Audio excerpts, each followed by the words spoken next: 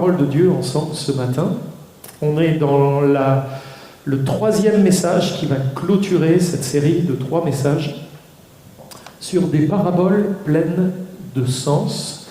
Et la parabole dont il est question, on la trouve dans l'évangile de Luc, au chapitre 5, verset 36 au verset 39. Christ parle, il leur dit aussi une parabole. Personne ne déchire d'un habit neuf un morceau pour le mettre à un vieil habit. Car en plus, il déchire l'habit neuf et le morceau qu'il en est pris n'est pas assorti au vieux. Là, il y a un problème aussi d'harmonie. Et personne ne met du vin nouveau dans de vieilles outres, autrement le vin nouveau fait rompre les outres. Il se répand et les outres sont perdues. Mais il faut mettre le vin nouveau dans des outres neuves. Et personne, après avoir bu du vin vieux, ne veut du nouveau, car il dit « le vieux est bon ». Cette parabole arrive sur la fin du chapitre 5 de l'évangile de Luc. Mais c'est important de regarder ce qu'il y a avant. Parce que ce qu'il y a avant nous permet de comprendre mieux cette parabole. Parfois, on étudie des textes hors de leur contexte. Certains disent qu'ils deviennent alors des prétextes. C'est bien de remettre les textes dans leur contexte et de regarder un peu au-delà du texte ce qui se trouve. Mais avant d'en arriver à la signification de la parabole, il est bien de faire un bref rappel de ce qu'on avait partagé lors de nos précédentes rencontres. Alors là, on était dans la première partie qu'on avait vue ensemble de cette histoire, vous savez, où le paralytique va être amené dans la maison. Seulement, on a la foule qui est là, on a les scribes et les pharisiens qui sont dans la maison, Jésus est en train d'enseigner, et on avait dit qu'il y avait comme un voile, parce que les pharisiens avaient dit qu'un voile était jeté devant eux, et ils étaient empêchés de comprendre ce que le Seigneur leur disait. Ils étaient quand même dans une attitude d'esprit, on ne va pas revenir sur tout ça. D'abord, la Bible nous parle aussi de l'orgueil des pharisiens, etc.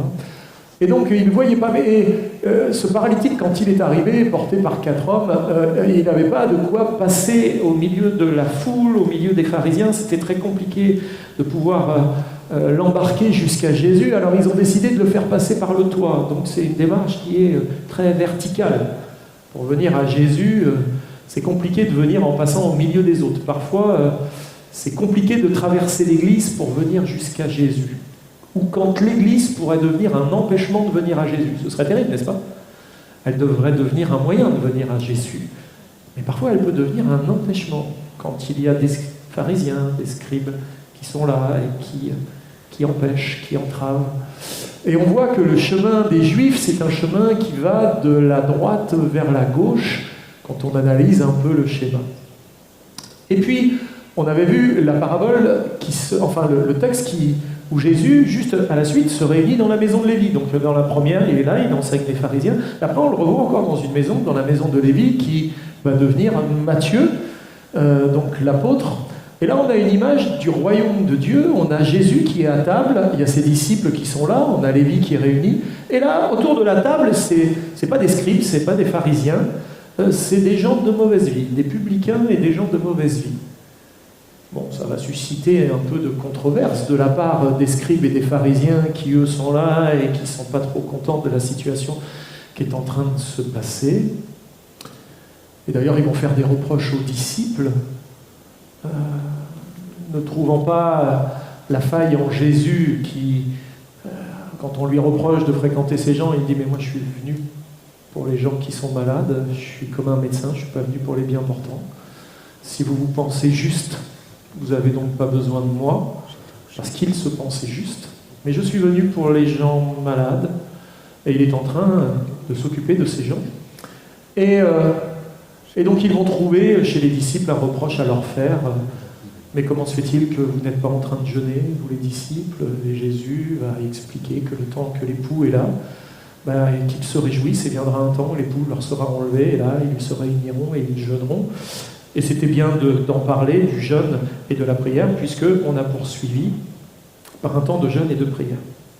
Donc à gauche, nous avons vu le schéma de la guérison du paralytique à Capernaum, qui est aussi celui d'Israël et de ses ordonnances du culte qui correspondent un peu de manière très synthétique au schéma de l'Ancienne Alliance, d'un parcours à effectuer. Nous avons vu aussi, je vais plutôt vous en parler parce que je n'ai pas fait référence, si je me rappelle bien, que ça représente aussi le schéma du tabernacle en toile de fond. Il y avait effectivement aussi un voile qui séparait le lieu saint du lieu très saint. On peut y retrouver quelque part un peu le schéma du tabernacle. À droite, nous avons vu le schéma du festin dans la maison de Lévi, qui est aussi celui du royaume des cieux ou de la nouvelle alliance. Au festin de Lévi, les scribes et les pharisiens s'interrogèrent sur le fait qu'ils étaient en train de manger avec les publicains et les gens de mauvaise vie. Et Jésus leur répondit, dans Luc chapitre 5, versets 31 et 32, « Ce ne sont pas ceux qui se portent bien qui ont besoin de médecins, mais les malades. » Donc, ce ne sont pas ceux qui se portent bien qui ont besoin de médecins, mais les malades. Je ne suis pas venu appeler à la repentance des justes, mais des pécheurs. On peut faire le lien entre la maladie et le péché. Le péché est sans doute la maladie la plus grave qui soit, la plus dangereuse et certainement la plus contagieuse aussi.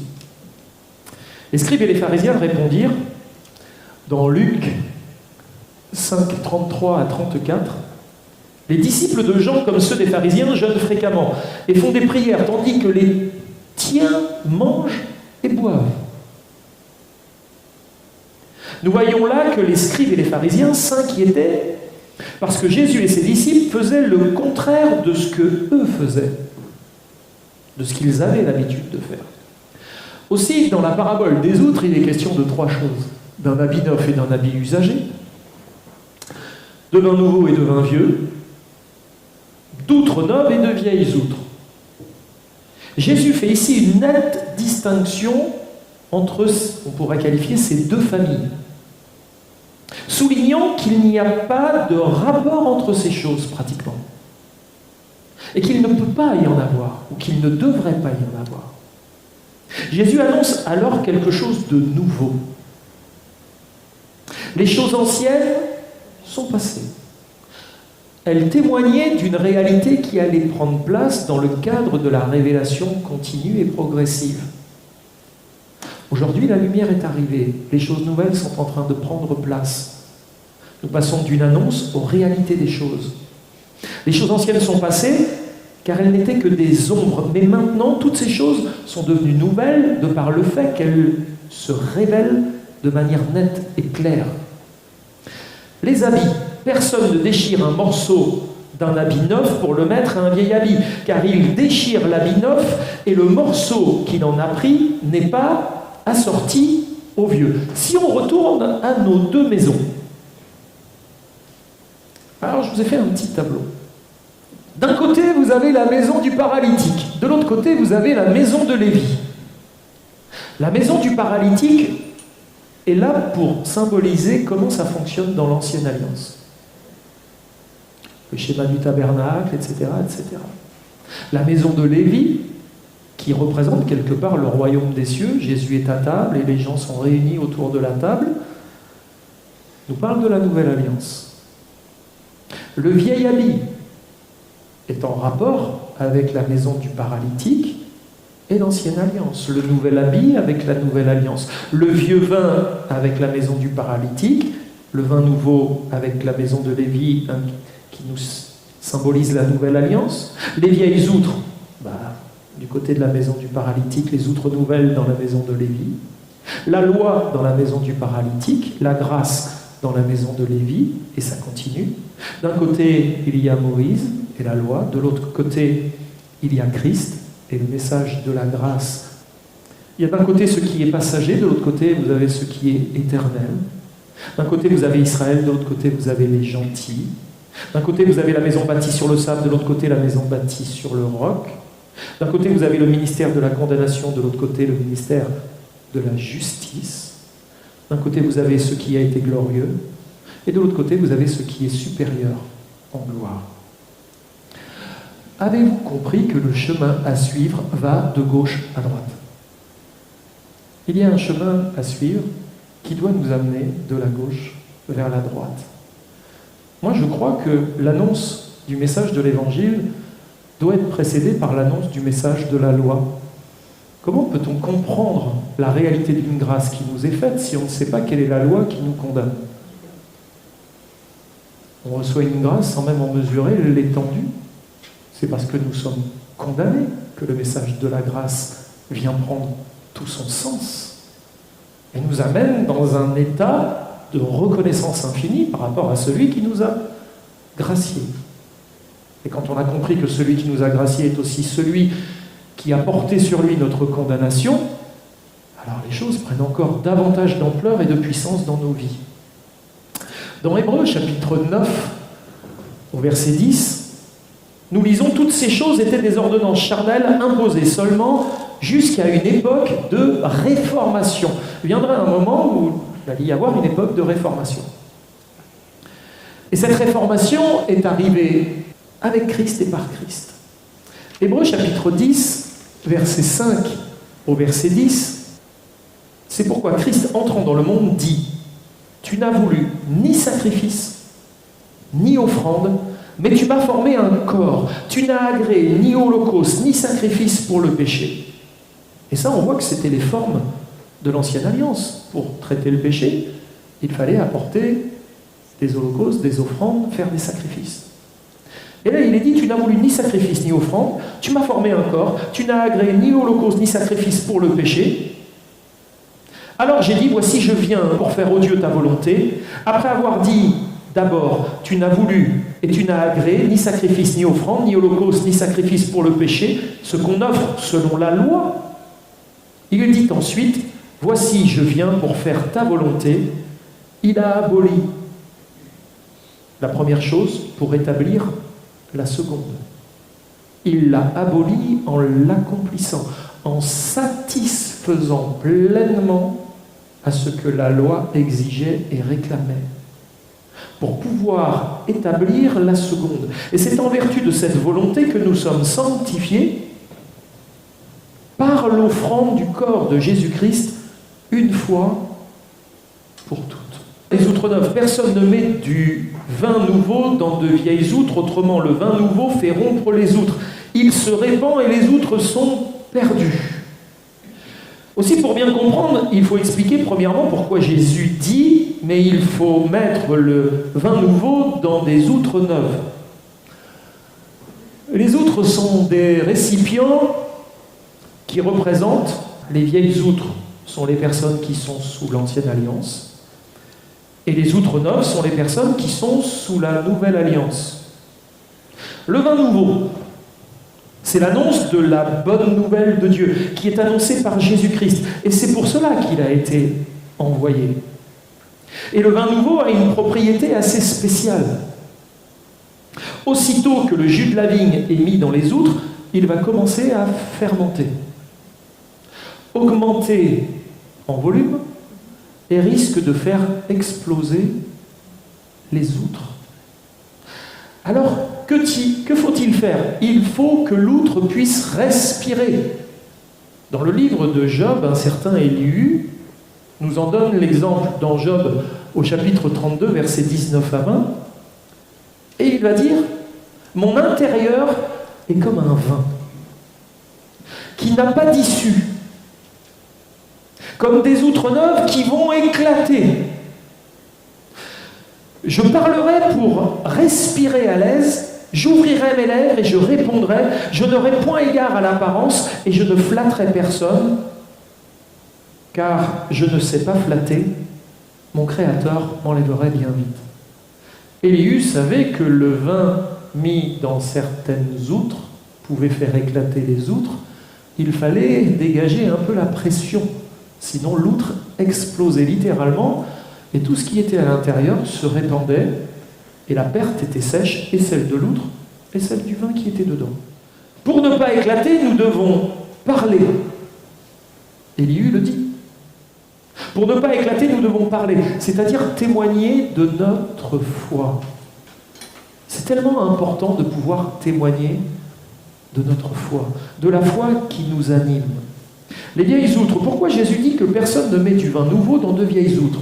Autrement, le vin nouveau fait rompre les outres, il se répand et les outres sont perdues. La réponse est simple, c'est parce qu'ils ont des yeux et ne voient pas, ils ont des oreilles et n'entendent pas. Aussi pour eux s'accomplit cette prophétie d'Ésaïe, chapitre 6, versets 9 à 10. Vous entendez et vous ne comprenez pas. Vous verrez et vous ne saisirez point. Rends insensible, le cœur de ce peuple, endurcis ses oreilles et bouche-lui les yeux pour qu'il ne voie point de ses yeux, n'entende point de ses oreilles, ne comprenne point de son cœur, ne se convertisse point et ne soit pas guéri.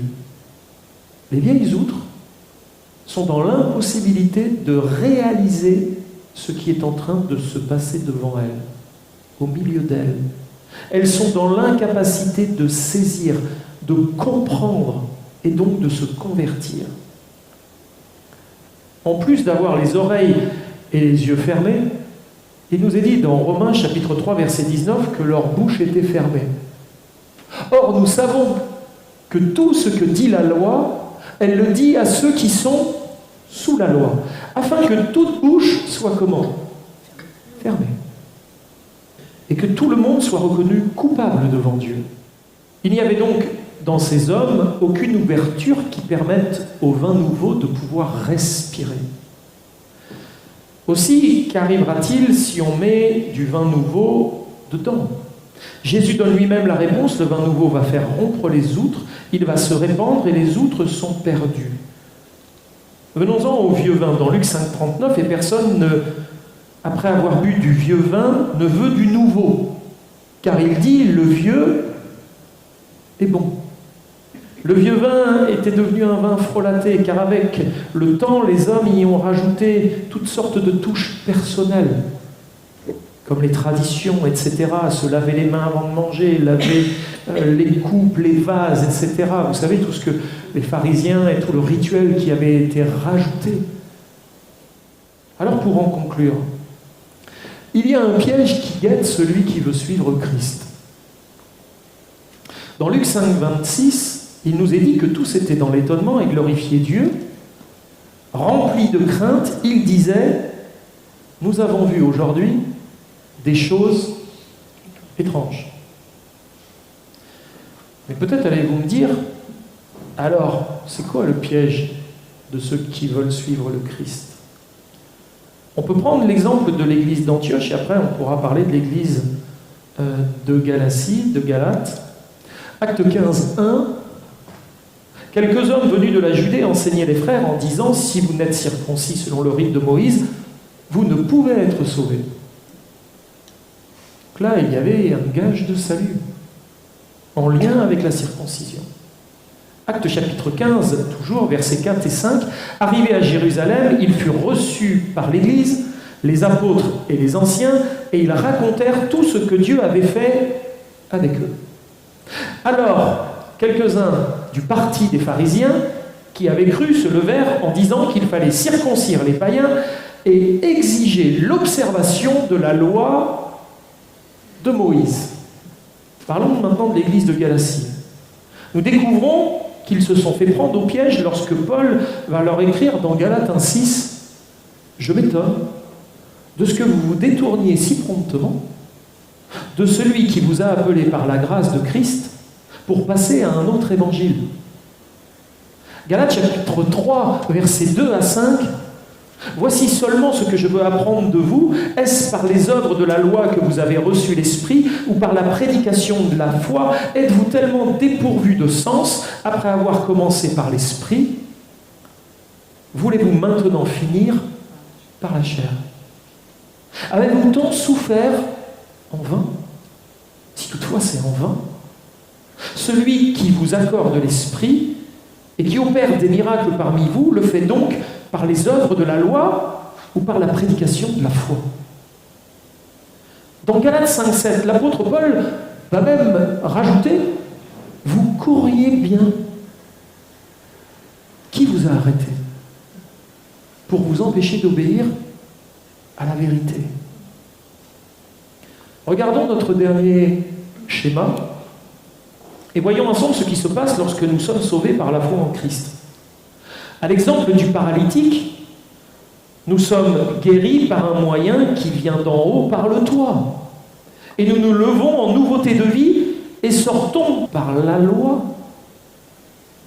Nous recevons de Christ, et les premières choses qu'on va nous enseigner, c'est évidemment les principes de la loi, comment nous devons nous comporter dans la maison de Dieu, toutes ces choses qu'il nous faut connaître, que nous avons un Dieu de sainteté, un Dieu de justice, et connaître la loi de Dieu est une bonne chose. Ensuite, étant sortis, nous sommes invités à nous asseoir à la table du Seigneur dans sa nouvelle maison, la grâce, et à servir Christ en toute liberté, dans la joie et dans la paix. Maintenant, regardons le problème qui était survenu à l'église d'Antioche et de Galatie. Paul leur dit aux Galates dépourvus de sens, qui vous a fasciné, qui vous a quelque part charmé. Ou bien à Antioche, ayant appris que quelques hommes partis de chez nous et auxquels nous n'avions donné aucun ordre vous ont troublés par leur discours et ont ébranlé vos âmes. Nous savons que tout cela ne venait pas de Dieu.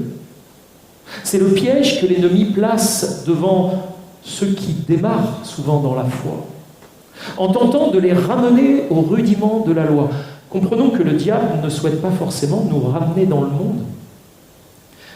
Et là, on le voit, il n'est pas dit que les chrétiens de Galatie, l'adversaire voulait les ramener dans le monde. Ce n'est pas forcément sa volonté, mais plutôt dans une forme de foi déviante et qui serait essentiellement formaliste. De toutes les façons, s'il ne parvient pas à nous retenir, alors il nous poussera dans un des deux extrêmes. Aussi, ne retournons pas d'où nous sommes sortis et glorifions Dieu tous les jours de notre vie, en étant un serviteur, une servante à la disposition de notre Maître et en demeurant autour de la table du roi des rois, là où nous sommes invités à nous tenir. Amen.